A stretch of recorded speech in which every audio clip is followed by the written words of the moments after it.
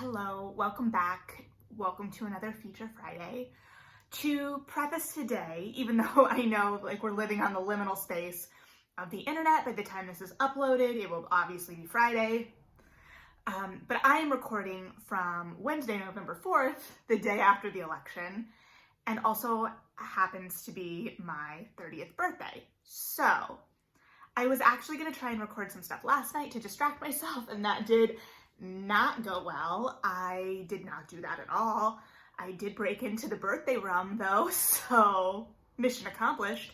Anyway, so the book I'm going to talk about today obviously is no surprise due to the title, V.E. Schwab's The Invisible Life of Addie LaRue. I actually wasn't going to talk about this book on this channel because it's been getting a lot of buzz. I didn't know that I really had anything new to offer the conversation. I know it's going to be talked about a lot. But one, this is my channel, I can talk about what I want. And two, it just felt like this is the right moment. Like, it's a gorgeous fall day, it's my birthday, and that kind of distills in some ways, and they'll get to a lot of feelings I had when I was reading this book.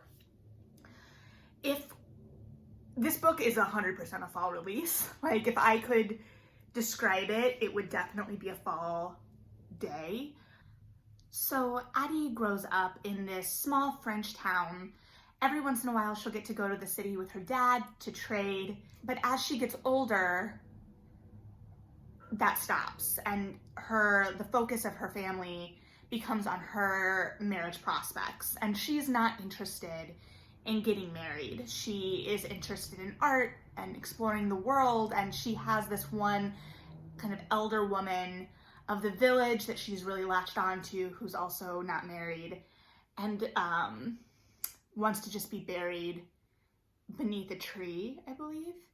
So like, she's very much her own kind of soul, but she ends up getting engaged to, I believe, a widower.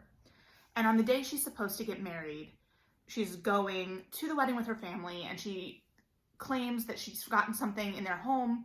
She runs back and she runs like out the door the back door, as everyone's kind of calling for her, and into the forest. And she just starts praying, and time is passing and she's not really aware of it, and the sun goes down. And one of the themes that is kind of peppered throughout the beginning and throughout is that you don't pray to the gods that answer after dark. And this is one of the things that this woman in the community has told her. The entities that answer after dark aren't going to have your interests at heart. So there's also this kind of push and pull, again, between like the old world and like the new world in Christianity. So I'm very interested in that dynamic. So this man appears, and it's a man that has kind of manifested out of her dreams. And you know, over the course of the book, it becomes very obvious that he's like a devil or the devil. I don't know that it really specifies into my memory, but like as a reader, that is how I read it, is the devil, right? And she makes a deal with him to escape marriage because she just wants to live. So he appears and she wants to make a deal, right? She says she wants to be free. She wants more time. And he says, well, how much time? And she falters, and he's like, no deal. Like, you're asking for too much. You're asking for something without me getting anything in return. And so she says, you can have my life when I'm done with it. Right? And most of us know, because we, are just reading about Faustian bargains and not making them, that that's kind of an open-ended statement that's not going to probably go well for you. So he takes the deal. For the sake of the narrative, like, I don't know that we've named him yet, but the narrative begins to call him Luke.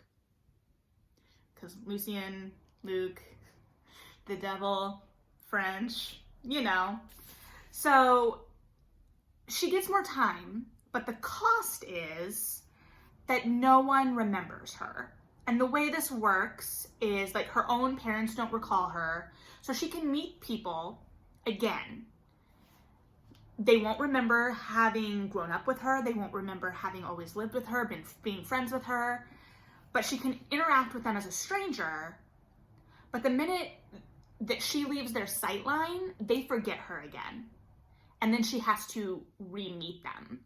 So it becomes interesting in a way because this also means there's no real permanence to her existence at all. So this plays out in lots of different ways. Even like we have dueling timelines here of the current, which I think is 2014, and, you know, her, Addie's past. And the way that Addie survives in the present in 2014 is she doesn't have, you know, a place that she lives. She just kind of goes from place to place she has like these one night stands that she's been in these relationships for months, and they're always a one night stand to the other person. And she kind of leaves those relationships when it becomes too hard for her to deal with the fact that she's always a one night stand. Or also she's usually interacting with like artistic types, and she's helping leave her mark in the only way she knows how, which is to help inspire them to some artistic creation that will survive past her.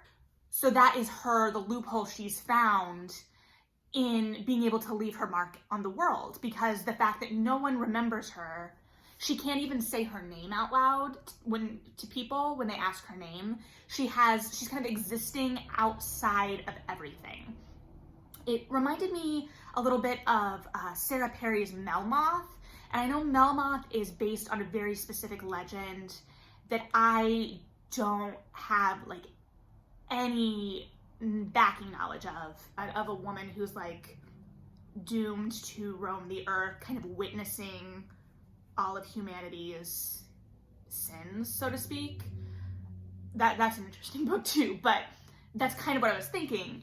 So Addie, you know, has the freedom to live her life and go about it, but she doesn't get to she doesn't get to leave a tangible mark. So there's always this sense of impermanence in the narrative and transience, and I feel like I'm searching for a very specific word that's escaping me at this moment. But both in terms of the plot narrative and the tone of the book, as a reader, I always had a sense that this was a very specific slice of time. And that sounds odd to say for something that moves throughout centuries, but it's the kind of narrative where you know you're appreciating the bittersweetness of the moments as they happen and the fact that those moments don't last forever. So you have to kind of sit with that. I guess to jump back into it. So she's existed in this kind of like impermanent state for centuries. She ends up in New York in the current day.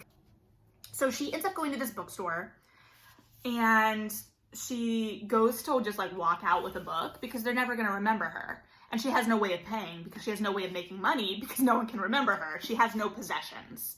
So she just kind of has to steal. And it talks about the fact that she got over the morality of that because she has no other choice. So she goes to walk out with this book, and the bookseller chases her out.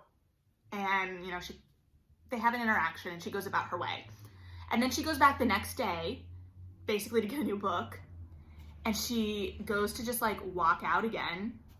And the bookseller, Henry, is like, "Hey, you're stealing a book again." And she was like, "What?" Because no one has remembered her in hundreds of years. And then come to find out, Henry can remember her. And so this begins a relationship, so to speak. But it's interesting because it's always a relationship that is built on this idea of of the other person being able to see you and see you for what you are. So there's a lot built there, but they're both also very broken souls. Henry is that kind of like romantic, tortured soul, but I don't know personally if I would be attracted to that anymore. So I wasn't always looking at this through the lens of a romance in the way that I normally do, or I was, but it was always more complicated. I was always kind of like looking behind the curtain to see what was going on. Keep in mind also, we have this battle of wills that is going on throughout centuries between Addie and Luke. This, he'll pop up and basically just kind of taunt her and be like, are you ready to give up? And so they have like meetings on the anniversary of the deal, and there's just all of this history there. And that also feels kind of wrong, right? Because he's the devil. So you're like, well, I don't want to ship this character with the devil. But also Henry feels like a very of the moment relationship to me as a reader. Spoilers here. Like it's one of those relationships that you feel is like a relationship that's meant to build and grow, and it's one of those things that serve you in the moment and are very important, but it never felt to me as a reader like something that was meant to last, if that makes sense.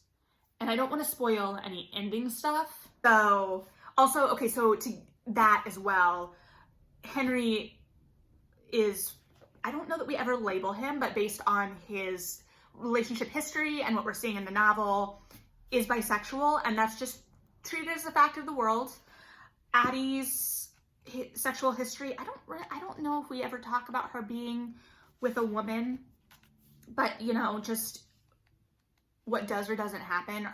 She's more linked to the fact that, you know, none of her lovers can remember who she is, which is very, very sad. Like, it talks about like her being in bed and waking up, and she always wakes up and she's a stranger to them.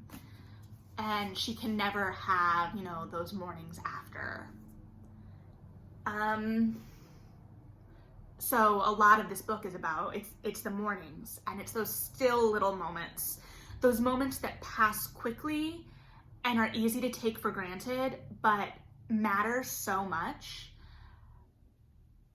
There was a longing built into this novel, like for both characters, and even for the devil to a certain extent. Like all of these characters want something so strongly, which from an artistic and a structure and a building block pieces is good. Like that's what you want. You want characters that want something. But I would say it's beyond just them like having a want they're going after, but there's an actual longing that is inherent in the prose. And there's also just a little bit of grief, and it was a hard reading experience to explain.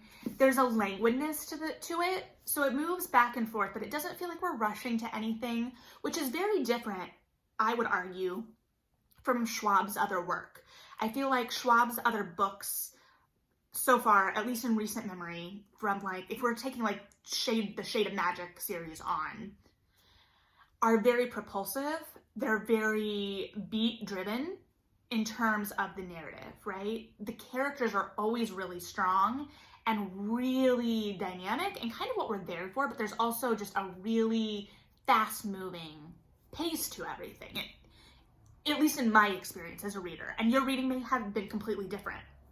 The chapters are very short, so it moves quickly in that way and is similar to previous works, and that I believe structurally her chapters are usually very short and punchy, and that keeps things moving. So when I say that it is slower, it's not that it is bogged down by anything. It's just goes back to being more reflective than active, if that makes sense. And I don't think that the reflectiveness, the innerness of this, I think it's more internal. It feels like a much more internally driven novel than an externally driven novel, even as we have so many external factors, right? Like we're fighting this deal with the devil or whatever, but we're also more fighting our own demons and our own expectations. So this book feels like Schwab's writing style, right? It's still got that, her voice is there, but it's also a different thing. It is more reflective. It's a little bit slower paced. The whole thing feels much more ephemeral, right? I think that's the word I've been looking for, is ephemeral. And it was a reminder to kind of just take the moments as they come. This was an emotional read for me. I think because it was so reflective, I was able to read a lot into it personally. And because of the time of my life I'm in, there was a lot of, for me, in terms of like how life is being spent. It was just very cathartic. I haven't been watching the discourse around this, so I may just be saying what everyone has already been saying, but I feel good about getting this off my chest. And it, you know, for a book, it feels like fall. If fall was a book, it would feel like this. It was a great book to read going into 30. And I cried. I definitely cried. So if you need a cry without feeling like your world is completely ending, maybe pick up this book if you haven't already. If you've read it, I'd be really interested to hear your thoughts on it, especially in terms of Schwab's body of work, the historical angle of it, like the way it moves back and forth in time, which I think it did very well. And I liked the historical bits we got to see, especially like, I think Moliere was in here at one point, like, or at least references to it. We got little peeks of like the revolution, but we didn't stay anywhere that long because Addie doesn't get to really impact. So we see how those things impact her, but any impact she has is more like the artistic world. So I did like that we were within like worlds of artists, so to speak. But yeah, so I'd be interested both tonally, structurally, how did this novel work for you, or didn't work for you? If it didn't, what were your thoughts? Yeah, definitely pick this up. And if you did like this one, I would recommend Melmoth by Sarah Perry, but know that it is even slower than this, and it does move back. It has lots of like breakaway anecdotes, so you'll like have your main through line and then break away to different stories that feel much different. So just know that. But it's an interesting kind of parallel. So let me know what you think. Who knows what the world looks like today? I sure don't. So, but for now, let's just talk about some books. Let me know. And I'll see you next time for another chat. Bye.